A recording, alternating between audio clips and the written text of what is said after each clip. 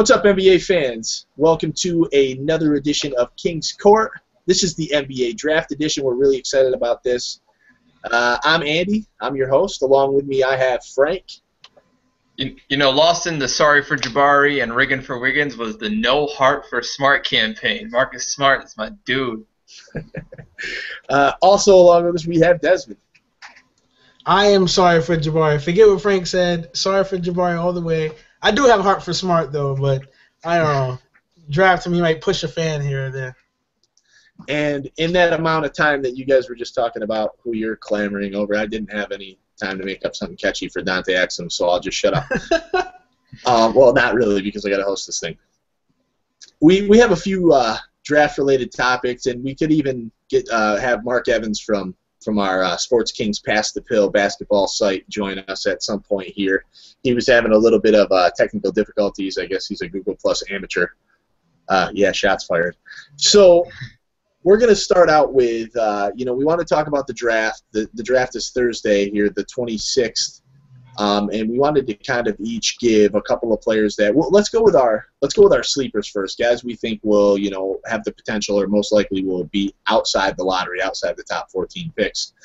Guys that we think some of these teams might be missing out on, or guys that'll have a big impact being drafted outside the lottery. Let's go to you first, Desmond. Give us a couple guys you have. First things first, I want to go with Michigan power forward / center Mitch McGary, 6'10". He's a sophomore, really strong for his age. I think achieved in certain spots. I like Mitch McGary from Michigan. I think his strength in regards to center in the NBA would be his size, and then he has rebounding instincts that are really impressionable. He's basically a janitor, so to say, or a cleanup guy in the paint, and he always has a nose for the ball. The effort is there. So I like Mitch McGary. He runs the floor well. He's a guy that you could bring into a team, and not only will he be an impact player on the bench, I think he'll probably one day play his way into a starting role, because guys like that are finding their ways in the starting role. Thiago Splitters of the world, Birdman, who's I think was good enough to be a starter for the Heat this season, and so forth. So I think guys of his mold, where they just come into work with their lunch pail and they're ready to get down and dirty in the paint, I think a guy like Mitch McGary is definitely going to be a sleeper, and he's going to make some NBA teams wish they had picked him sooner. And then the other, I don't want to classify him as a sleeper because he's definitely going to get picked, but we're talking about guys outside of the lottery. Somebody like just guys we assume will be outside the lottery. I mean, none of us are mind readers here, obviously, right. So who knows what could happen. There are a couple of names I like out there. Jordan Clarkson from Missouri, the 6'5" point guard / shooting guard, the junior. He's a guy that has talent. Played from 17.5 points, 3.5 assists.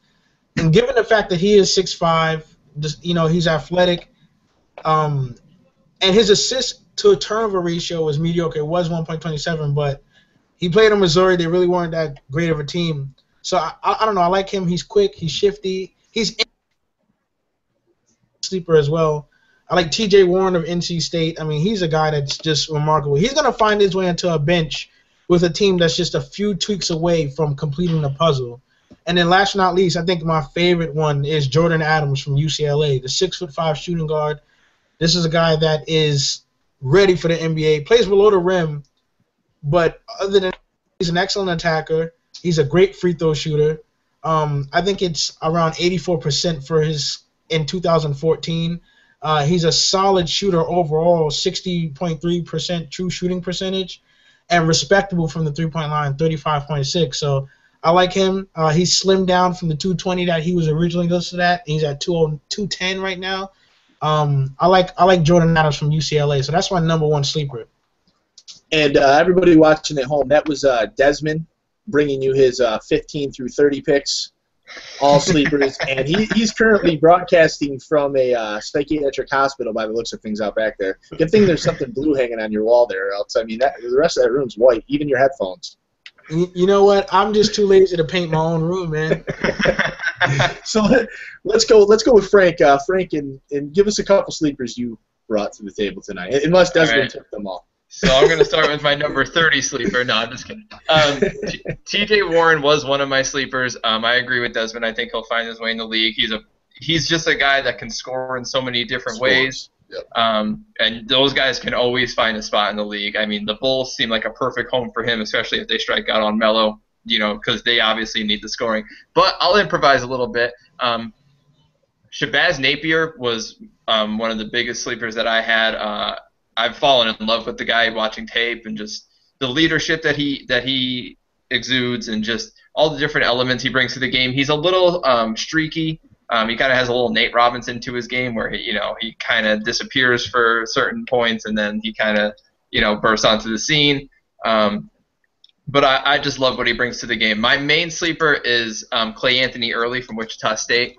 This is a guy that most to start projections he was in the second round range, and slowly as workouts and the combine and all this stuff and interviews, he's worked his way into that first round because he is just he has crazy versatility, great athlete. He is born for this era of basketball where he just runs the floor up and down. He plays with energy and effort, and you put him on a fast-paced offense like, say, the Phoenix Suns, and he is going to be a great player. He can play both ends of the floor. He's not a great defender yet, but he has the body frame to be a great defender. Most college guys are not good defenders when they come out of school, but he definitely has the tools and the effort necessary to become a good defender and a good player in this league. And Frank, you mentioned the Suns in there, and a fun little fact. I mean, I'm sure most people that are watching the show probably realize, but the Suns have some draft picks. They have the 27th, they have the 18th, they have the 14th. So definitely a guy, if they were looking at him, if they thought he would be a good fit as Frank does, that they could fit in there somewhere. An interesting tidbit about Napier is earlier, Mark Evans and I and Aris, what the heck's his name? Aris? Is that his name from Pasadena? You might pronounce it Aras. I'm not sure. I don't know if I pronounce it right. I mean, he's Turkish. I believe he told me. So yes, he's from Turkey. I'm not sure. My apologies. We're international here at Sports Kings. We don't have. We literally got guys from Turkey. If I brutalize the name, I'm sorry. What? Actually, it was funny because he still took Sarek too, and I was all like, man, he's signed in Turkey. He's like, I know. You don't tell me about it. But we had Napier, and Napier actually. Funny thing about him is we had him drop into the Miami Heat somehow. Yeah. I don't even know how. Honestly, don't even know how that worked out because it's like pick 26, and it's kind of funny because better than Mario Chalmers right now. And I remember LeBron James personally endorsing him as the best point guard in the draft, right? Which is hogwash, but I mean he did. Anything is better than Mario Hibbert at this point. It is. And so, I had a couple of picks too, and we were all on the same train with T.J. Warren. I don't even remember where I drafted him. Where I drafted him? I drafted him to Chicago. I had Adrian Payne at 16, and then I had T.J. Warren at 19. I wrote the same stuff. It's actually funny because I know you guys haven't seen this yet or anything, so you didn't copy my answer. But no, I liken him to like a Kyle Landry, just a guy who doesn't blow you away with athleticism, but he's really good at just putting the ball in the bat. Maybe he'll never be a starter, but could always be a utility guy off of the bench for a lot of teams. And I feel like Chicago is one of those teams. I said it in my write-up that Tom Thibodeau would be a guy who would draft a player like that in my mind because, who doesn't, he's a no BS, you know what you're getting. Another guy for me who I really like that neither of you guys mentioned, actually, you guys had a couple others that I mentioned. I had a Napier was on my radar. But I really like P.J. Harrison. I'm not crazy I feel like about him.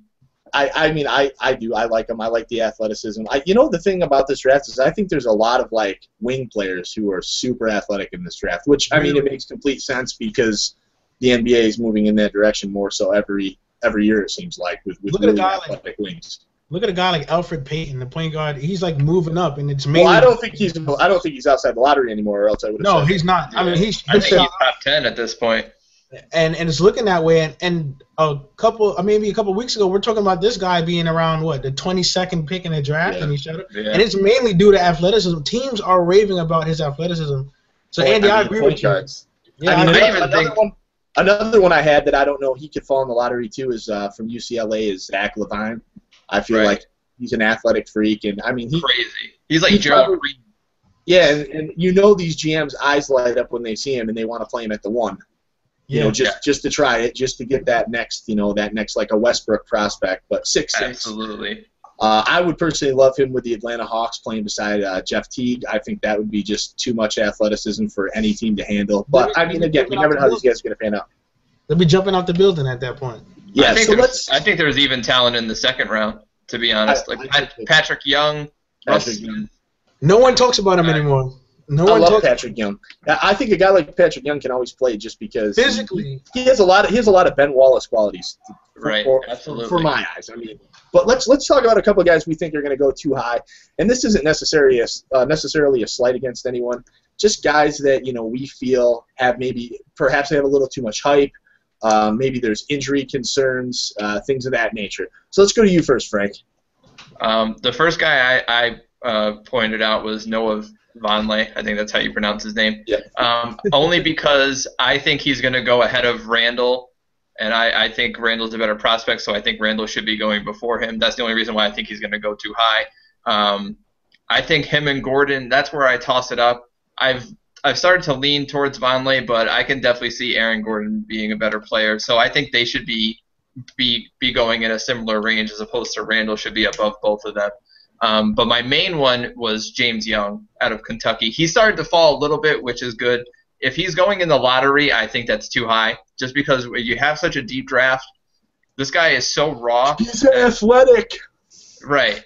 He's so raw, and I think a team like the Denver Nuggets look at him and they're like, oh yeah, he could run and gun for us in Denver, 2 games a year, and we're just gonna score 130 points a game with this guy. And they don't even realize that what's his name, Chandler, Wilson Chandler is still raw at his age. Right. And I think if James Young is going ahead of guys like Stauskas and Levine and all these kind of guys, I think that's too high for him, and I think he will end up going before some of those guys. I like that, actually, Frank. I think that was a good one. Let's go to you, Desmond. I agree with Frank wholeheartedly. I think James Young, that dunk he had in the national championship, mind you, I'm still surprised that I remember we had a national championship. But the dunk that he had in national, I think it kind of like propelled him in scouts' eyes, and they fall in love with guys so instantly that you start seeing them so high in mock. So James Young is obviously one of them. I am also glad that he fell. I see the consensus spot 14, 15, either Phoenix or Atlanta. So, I mean, I'm glad he's fell to a certain extent, but I wouldn't even draft him, in my opinion, over T.J. Warren. That's just my preference. Right. Another guy that's going to go too high for me as well, Aaron Gordon. I love his athleticism. He does have a good NBA IQ. I've seen him make some smart plays defensively. I just don't know. Offensively, he looks very raw in his game, and I'm not really sold on him being able to step in to the 3 or the 4, because he doesn't even classify himself as a power forward. Whenever he speaks, he's just saying, I'm a forward. Like, where do you put this guy? I'm a point guard. Right. There's a story that he said he could play all 5 positions. Yeah, and he's such a tweener at this point that I don't really feel comfortable with him going that high. And, I mean, at this point, I agree with you on those two. There's no way in hell Noah Vonleh, if I said his name right, should be drafted ahead of Julius Randle. I think that foot injury story has really kind of hurt Randle in the sense that a lot of teams looking at Vonleh ahead of him, which makes no sense because Julius Randle was the most ready NBA power forward we have coming out of this class. I mean, the moves that he can have in the paint already at this age are so impressive. I don't think I'm going to pick any power forward over him. So I think he might be the most NBA ready. I think he might be the most NBA ready player in the draft. I think you could put Julius Randle in the NBA last year and he would average 17 and 7. And I think I'd agree with you. I think other than Julius Randle, the only NBA ready player probably is Jabari Parker. And I'm putting Randle above Jabari Parker in that sense. I just think Randle is the most NBA ready. But I think that foot story really hurt him, and he did come out and say that he thinks NBA scouts and GMs were the ones that put that story out because that didn't come from Randle's camp. He's saying that injury didn't exist. And so we've seen that smoke screen. That's what I would say though too. So yeah. I don't know who to believe because if I was I would say that too, trying to get my money. So, the one thing I want to say about Noah Vonleh is I still think he's a tremendous player. I think the foot from Julius Randle is part of the reason. Because if you think about this, what we were doing during the NCAA tournament is we were so busy talking about Parker and Wiggins and how much their stock had dropped because they got bounced early while Julius Randle's going to the championship. He's playing meaningful basketball. But a guy like Noah Vonleh, I think there's a couple things. The foot one is one for Julius Randle, but Vonleh is a physical specimen. People didn't think he was very athletic, and then all of a sudden he gets to the combine and he blew away the athletic, all the athletic tests compared to what they thought he was going to do. His hands were huge. Right. They're saying he's more of an NBA build than Randle or Aaron Gordon for that matter. So I think that stuff kind of plays into it. They're saying he has a jump shot. He has a post game. He's a good defender. And you know what I keep hearing is that work ethic. What's with the guys from Indiana and this work ethic? It's kind of nuts to me. But a couple guys I have that I thought were going to go too high. Frank, are you ready? I already know. Here comes his white boy syndrome. I hope he's ready because I'm not going to do it. No way. No, I'm not because I'm more concerned with a couple of other players. One for me is Adrian Payne. I just said that I drafted him. I said that I drafted him 16th earlier in a mock draft, and I did. And it wasn't necessarily because of what I was going to do. I was kind of in the mode where I was thinking what I think another team will do. And I think that NBA GMs and execs are suckers for stretch forwards.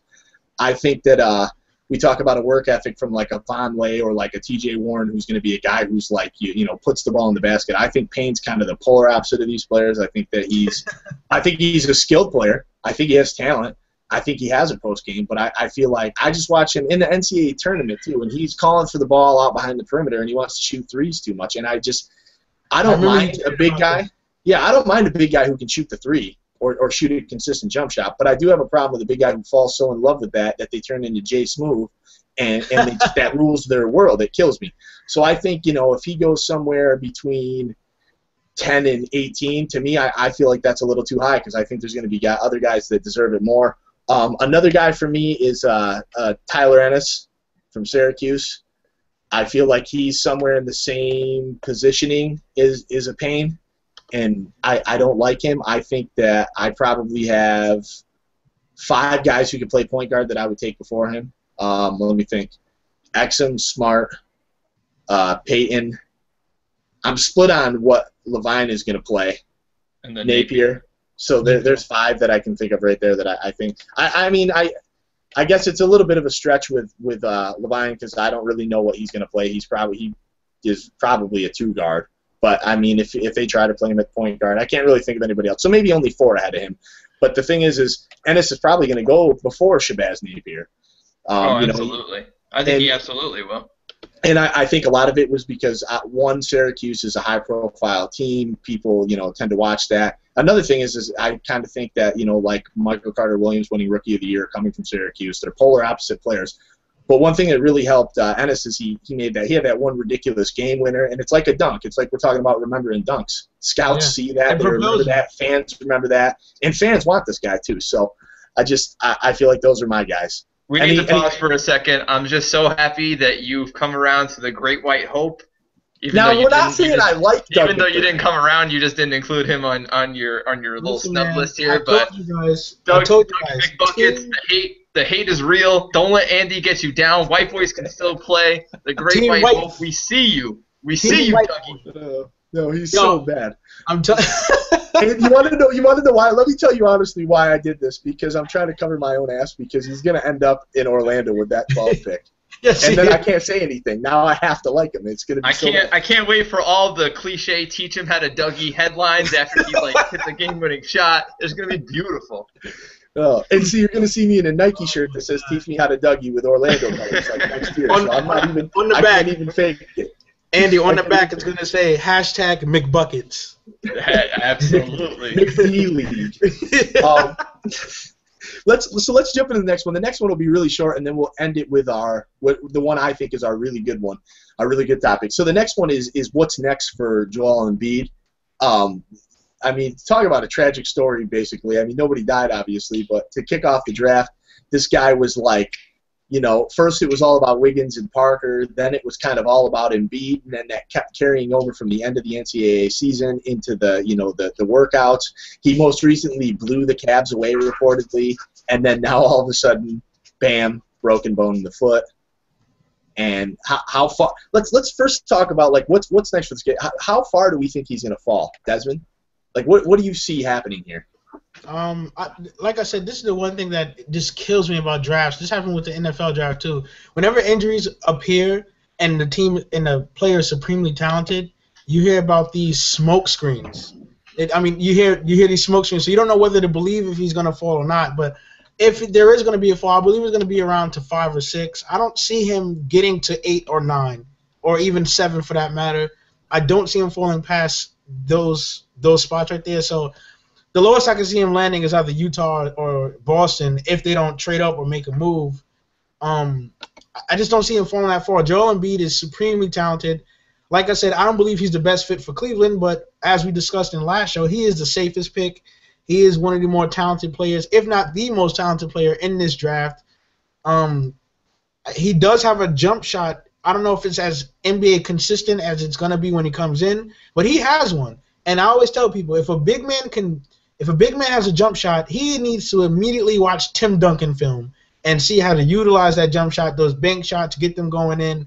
If he can utilize that already with his shot blocking ability, Joel Embiid is going to be a very productive NBA player. So I don't see him falling too far, maybe to 5 or 6, but that's the farthest he's going to fall. We're not going to see a Johnny Manziel on my watch when this happens. Joel Embiid's not going to fall that far. One of these teams is going to smarten up and take him. So I see at least 5 or 6. I think he will fall. He will go no earlier than 3. I think 3 is the first place destination where he might go because the Sixers did a similar thing with Noel last year, so I don't think they're afraid to do it again with Embiid. You don't think? Let me stop you. You don't think that because they did it last year, you don't think that maybe makes them a little more hesitant to do it this year? No, I think it's the opposite because I think they feel like what they did was a success. I think they feel like they got Noel for. They got him for a good value, and I think they can feel the same way about Embiid, and they're not worried about winning next year anyways. What do they care? For me, I think I would be shocked if he gets past the Celtics at 6. I think that's his floor. If he did, the absolute lowest he would go is 8 because the Sacramento Kings are like begging people to take this number 8 pick. So somebody, if Joel Embiid is there at 8, somebody will offer the Kings a very luxurious package in order to go up and get Embiid. I don't know who that team would be, but I'm sure there would be numerous teams that feel like if that pick is available, they'll get him at 8. Yeah, and we have these teams. We have these teams that have a couple of picks too that are relatively high lottery picks. I mean, the Sixers draft 3 and 12, the Magic draft 4 and 10. I'm afraid, to be honest. I mean, we might as well just make it known at this point. The mock we did earlier, I couldn't get past it.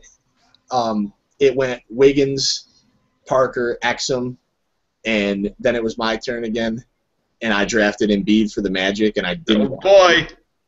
But now, let me tell you that I was reading earlier, okay, and I was reading that Orlando's general manager Rob Hennigan is like, no more of this. The time now is to try to win games, play meaningful basketball. I don't know what he's smoking because I don't think that this team is to that phase yet. No. Even with a good rookie campaign from Victor Oladipo, guys like Tobias Harris and Nikola Vucevic is quietly becoming one of those sneaky good centers that people don't really talk about because he's not exciting, but he's a double-double guy. And, then they're going to add somebody in this draft. And I don't know. Now I think Orlando won't stash Embiid. So when you read this mock draft tomorrow, if any of you people read it, you're going to see that I picked him at 4. But now I've kind of to the point where I don't think it's going to happen. I tend to agree with Frank here. I think that his floor is Boston. I don't think he gets past the Celtics. He doesn't get past the Celtics. No way. And that's mainly because the Celtics are to the point where they probably are going to rebuild at this point. I think that they can move on from Rondo if they're because they're going to think of it like this. We're lucky enough for Joel Embiid to fall to us at 6. They still have the 17 pick, and then they have like 60 other first rounders in the next 4 years, courtesy of the New Jersey or the Brooklyn Nets rather. And let's look at it. I mean, Andy, I agree with you. I mean, what is the timetable for Embiid's return? 4 to 6 months, right? So he could return. But that's not even ready to play basketball, though. That's like to recover from the injury. Right. It's so not he's missing the whole season, in my point. Like Yeah, that. I would be shocked if Joel Embiid plays at all next season. Right, Yeah, I would agree with you. But if I'm Rajon Rondo, all right, sure, you may want to get moved at that point. But let's say you stay for another so-so season. The Celtics had flashes. I mean, they're working on trying to get Kevin Love or whoever. I'm just saying, if I'm Rondo, maybe Embiid is worth waiting for, seeing what this guy has and working with him. I mean, if he does fall to the Celtics, which most of us do not see happening, but it's possible. What's the worst that can happen for Rondo than waiting a season to see what this kid has? Because it could be the big man help that the Celtics haven't had. I honestly think Rondo's ready to move on. He's ready to win. What if they get Kevin Love, though? I think last season took a lot out of him. I think that's the wild card. I think if they get Kevin Love, then that changes the whole game. But if they don't get Kevin Love, I think they move Rondo. And I just want to take this opportunity to beg. I could get on my knees, but you wouldn't be able to see me in the camera. Sacramento Kings, you need to put Rajon Rondo, Rudy Gay, Josh Smith, and Boogie Cousins on the same team. Just so I can cancel all my Netflix. I'm gonna cancel all my television. I'm just gonna get League Pass and watch the Sacramento Kings for just all of my entertainment, because that's gold. It's just gold. You'll need to also start tuning into their Sunday night reality show to follow, like, the Keeping Up with the Kardashians or whatever there, because they're guaranteed to have a show. But I did hear that the Kings and Pistons talks kind of fell through with the Josh Smith thing, and the Pistons are the one that kind of cut the cord on that. He's not even Jay Smooth anymore. He's Jay Ruff. This is like divine intervention needs to happen, and like this team needs to come together just for all of our sakes, you know. Yeah. So Andy, you brought up a good point. If they get Kevin Love, I mean, why not wait to see what that tandem looks like in the paint?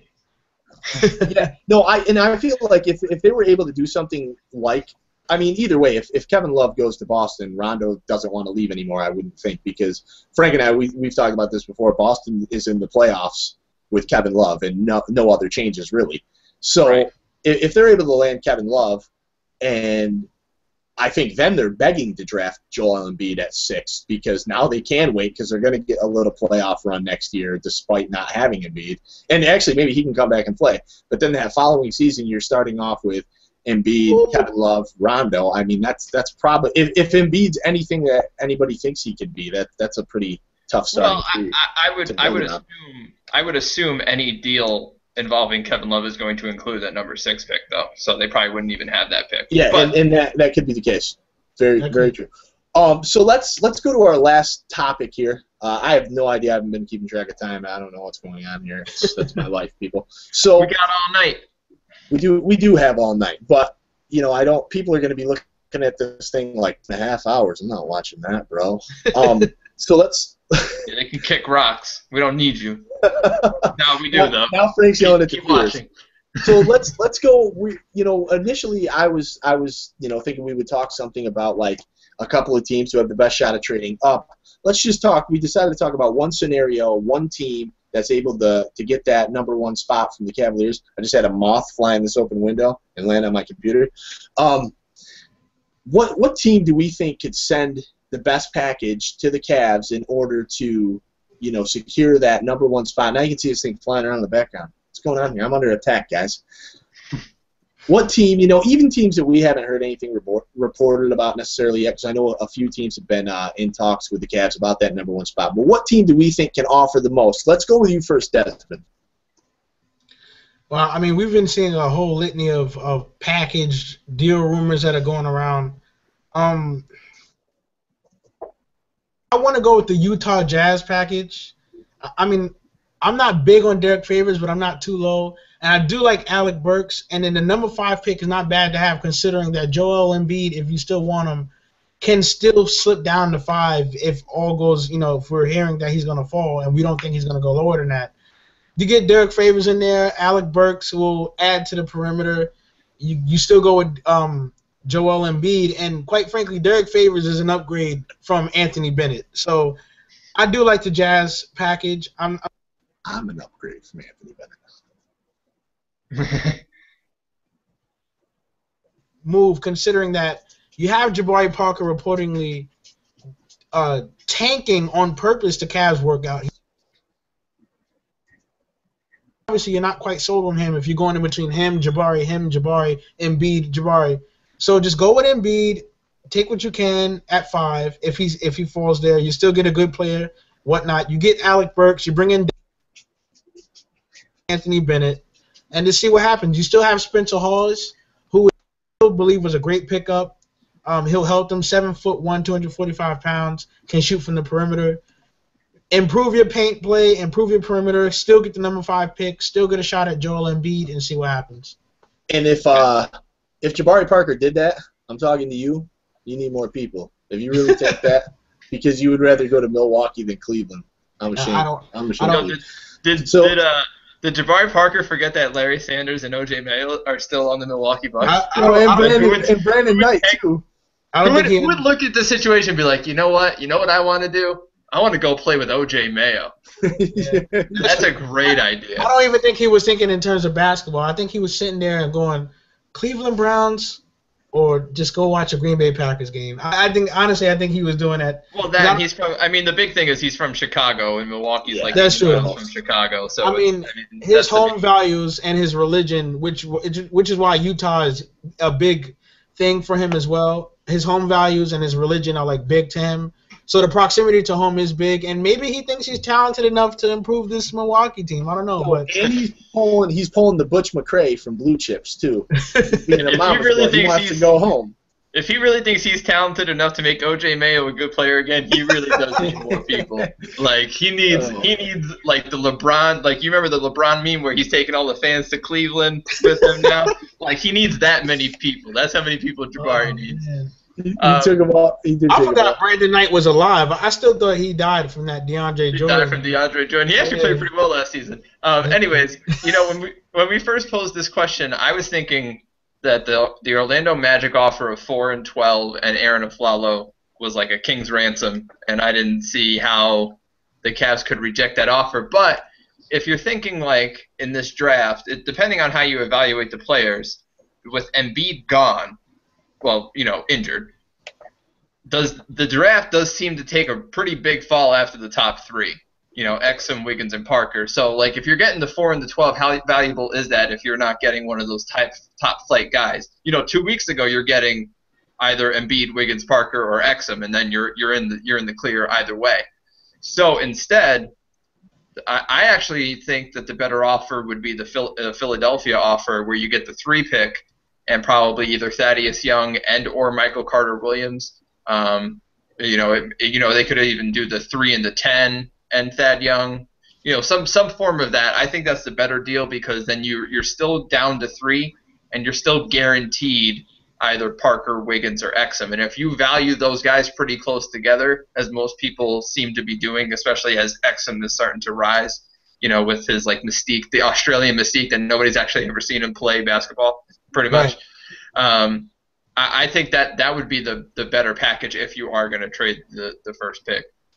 See, and I'm playing with a biased deck here, but I honestly, when I keep looking at it, and I'm trying to see it from all angles. I'm trying not to Bill Simmons you guys to death here, but I feel like I just come back to the fact that I think Aaron Aflalo is that much better than Derek Favors. I mean, he's a bit older. No, he is. I feel like we keep waiting for Derek Favors to be great. I mean, it's been like 4 years now. It may take a change. Let me ask you this. Do you think Aaron Aflalo is that much better than Thaddeus Young?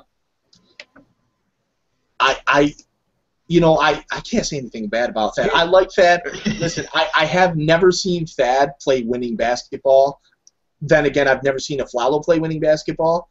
But what I do think is I think that the 2 things that Aflalo is really going to bring, or really would bring to Kyrie Irving, and I'm thinking of Kyrie Irving here, is I'm thinking he's a reliable nail it down shooter. He's gonna lay down the jumper from distance, mid range, whatever you want. He's a really good perimeter defender, which I think a lot of people tend to not really know. Cleveland needs that. And Thad to me is still so much of a tweener. I don't know if he's a 3. I don't know if he's a 4. I don't think he can really play either position a full night, both ends of the court. So that's the reason why I think Aflalo is a better player than either him or Favors. The picks thing, Frank, you have a heck of a point. 3 is better than 4. But a theory I'm thinking of here, because I think Cleveland's been trying to lay so many smokescreens in this draft, is maybe they still want to draft Joel Embiid. Maybe if they I was trade thinking that Joel, too. I'm telling you, and so, that's why so now they get the 4th. So now they're basically just handed Embiid at 4th, plus they would get Orlando's 12th pick, where they could draft. They could draft. I mean, there's so many options at that 12th pick probably. I mean, they could even take like a waiver on a guy like Sarek, who can't come out now. I think he has 2 years, but he would become a more polished player. He's still only going to be like 20, 21 years old, I believe. But there's a lot of guys. Adrian Payne, who we just talked about. People love that stretch. And, then they have – now you're talking about Cleveland with Kyrie. They have a Fowler. They still have Waiters somewhere in the fold. They have guys like Tristan Thompson.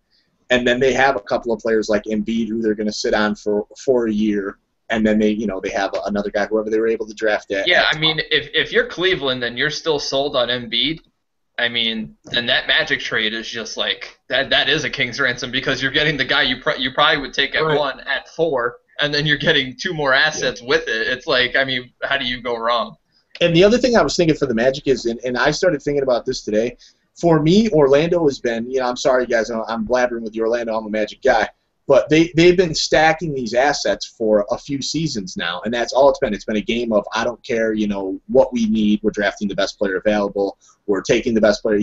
We're robbing Milwaukee of Tobias Harris for J.J. Redick, who's going to leave in 20 seconds. That sort of thing. It's almost put up or shut up time, I feel like. So I was saying earlier to Mark Evans, who unfortunately couldn't make the show tonight, that I would trade almost anything not named Victor Oladipo to get that. To not even to get the number 1 necessarily, to move up into the top 3, because I want Exum, Parker, or Wiggins.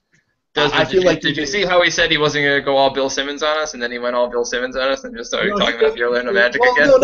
But I'm not trying to be biased. I'm just saying guys like Tobias Harris and Nikola Vucevic. Like, I think people pretty much think that Vucevic is untouchable. But if I were pulling the strings, I would give up basically anybody to move up.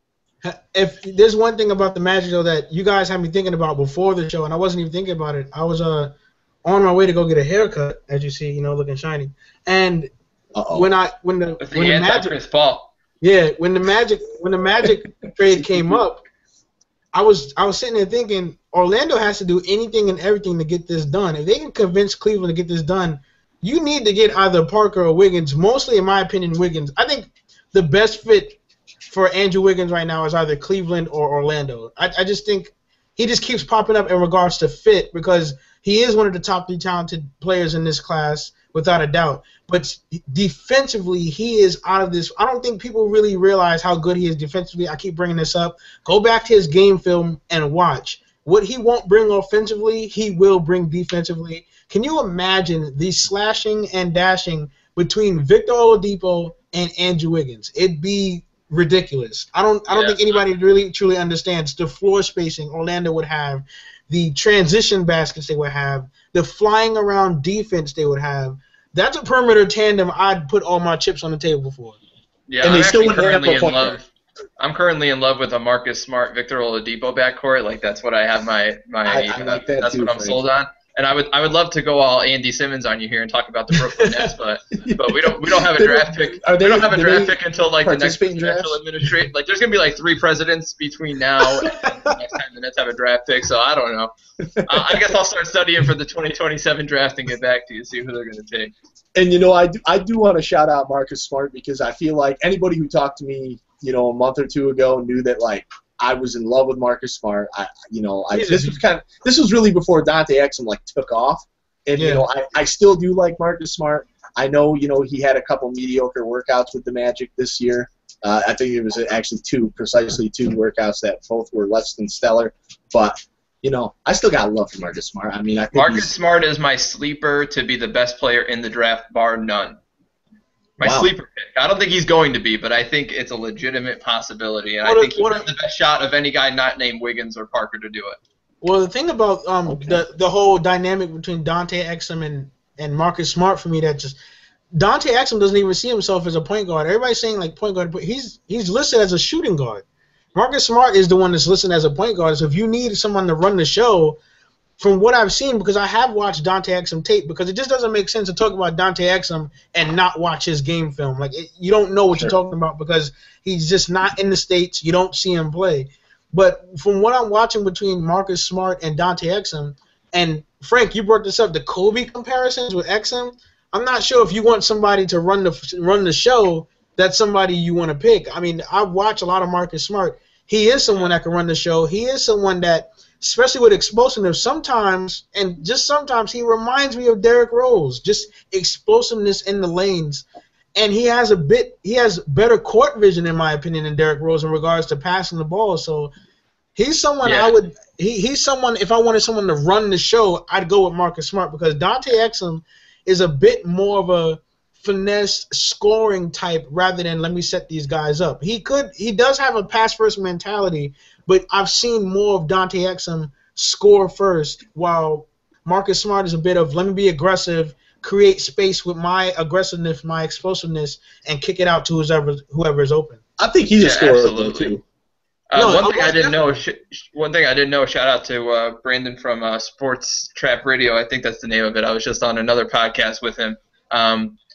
In the under-19 game, Dante Exum actually went head-to-head with Marcus Smart, and apparently Marcus Smart wiped the floor with him. And do you see the problem there for Dante Exum? Right. All 147 pounds of him against Marcus Smart. Right. That's the one thing I like about Marcus Smart. And actually, I killed somebody not too long ago on Twitter for comparing Marcus Smart to Kyle Lowry. And now I've realized that I'm wrong. Yeah. No, I think it's there like a little bit. I think there's a huge size difference because Smart's like 6'4", while Lowry's like 6 foot. But the way they use their body is very similar. They both have that bully mentality. You know what though? That bully. But he reminds me a little bit of like a Tyreek Evans with a little more quickness and like ball handling ability. I could definitely see the Tyreek comparison. Or almost like there's Eric Bledsoe in there, I think, with Marcus Smart too. He's such a better passer. Marcus Smart is such an underrated he's a great passer. I'm just talking about the way he can get to the basket, the way he uses his body, that sort of stuff. Because I mean, I know we probably all appreciate it, but I think the people listening and most people out there who watch basketball are much less concerned with how good a guy can pass. I know it sounds shabby to say, but people don't care. That's why all you see with Dante Exum in highlights is him scoring. Right. It might sound crazy, but CBS Sports, he said this, and at first I was like, you got to be out of your mind. But when I went back to the tape and I just looked at his court vision and his passing and how he manipulates defense with his driving, Marcus Smart, he does remind me a little bit of Jason Kidd. Gary Parrish brought this up, and I thought he was crazy. But when you look at the way he manipulates defenses with his decision-making, driving to the lanes, kicking it out, it does remind me of Jason Kidd. And if that's the best case you can get from Marcus Smart in regards to court vision and being a floor general, I'll bank with that any day. Oh, Jason Kidd is a Hall of Famer. Well, we've talked about it again and again tonight. And the thing that I think really drives these executives and drives these coaches in the NBA is athleticism. And Marcus Smart doesn't really stack up in the athleticism department as much as some of these other players. So, he doesn't have a Zach Levine vertical. Yeah, or Alfred Payton, who's shooting up the boards simply off athleticism, while like Orlando, who loved Smart last year, is going, well, he had 2 bad workouts with us. You want to know what probably happened? Is he probably wasn't like throwing down windmill dunks, and they were like, yeah, we don't need this guy. But again, we've talked. I think the biggest thing that I would like to stress, at least for me personally, before I walk away, is don't believe what you hear from these reports from these teams, because it's just some guy who's a beat writer for, Cleveland or for Milwaukee or for the Lakers or whoever saying what he was told by, execs from the team or somebody close to the team. These things oftentimes, as Desmond alluded to, are smoke screens. So try not to get caught up in the hype. I'll try not to have like a heart attack on draft night. I already threw stuff when the lottery happens. So final thoughts, Frank? I'm very curious. I think this draft is going to be one that we look back on, and either we say this was the best draft since 2003, or we're going to say, how were we wrong about so many of these guys? I think it's going to be exciting to look. I think this draft is going to be one of the more exciting ones to look back on. Desmond, your closing thoughts. I'm excited. I haven't been this excited for an NBA draft in a while.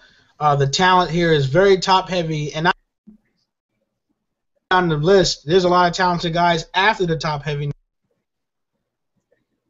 No, I mean, I'm excited. I don't have a clear cut. I have a clear cut favorite. Jabari Parker is my favorite in this class, but I can't say with 100%, certainness that he's going to be far and ahead the best player in this class years from now. Andrew Wiggins is talented. Marcus Smart is talented. Dante Exum is the dark horse here. Everybody just needs to tune in and have fun with it. No heart for Smart, baby. You remember who started it. He's gonna have T-shirts made by next week sometime. And I just wanted to mention before I go here. I want to tell you guys to head on over to www.sports-kings.com. You can check out all the work from all our writers. We have various sites covering everything from the NBA, the NFL, to the NHL. And also, don't do what I'm doing with this NBA draft, because I've now convinced myself through numerous mock drafts that every one of these players is going to be like a starting player here in 2 years in the NBA, and that's not going to happen. But until next time, Orlando Magic, thanks for tuning in to Sport, and we'll see you next week.